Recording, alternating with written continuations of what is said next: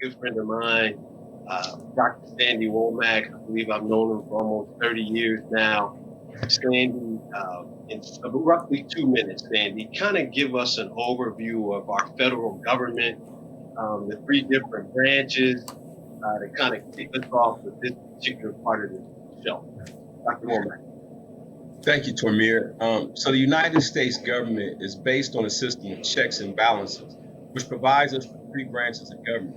You've got the executive branch of government, which is your president, your governor, and your mayor, and they're responsible for enforcing the laws, i.e. the police department, the National Guard, as well as the armed services. Then you have the legislative branch of government, which is your city council, which is your House of Representatives, which is your state representatives, which is also your Senate, as well as representatives at the federal level. And they are responsible for designing the law.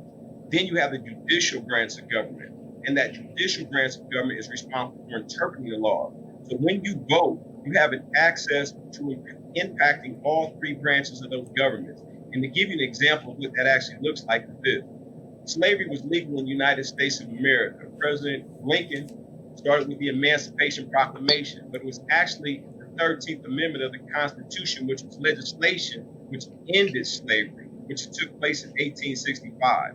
Another example of how this works is that separate and equal, separate was listed as unequal by 1896 with Plessy versus Ferguson.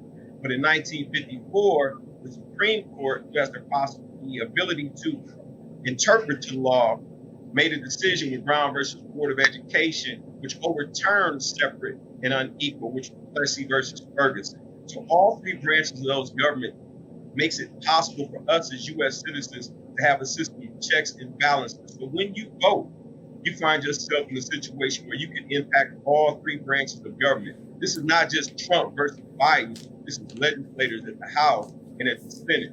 This is city council. This is judicial appointments in regards to what goes on. And by having that system of checks and balances, we as a country are able to keep any branch from having too much power, which is another reason why it's important for us to vote, and also tying that back into the U.S. Census, because our electoral college votes are impacted by our representatives, which also impact what goes on with the U.S. Census by counting the number of people who are in our state of Ohio. So that is a 2-minute brief summary of our three branches of government and what takes place with the executive, judicial, and legislative branches of government.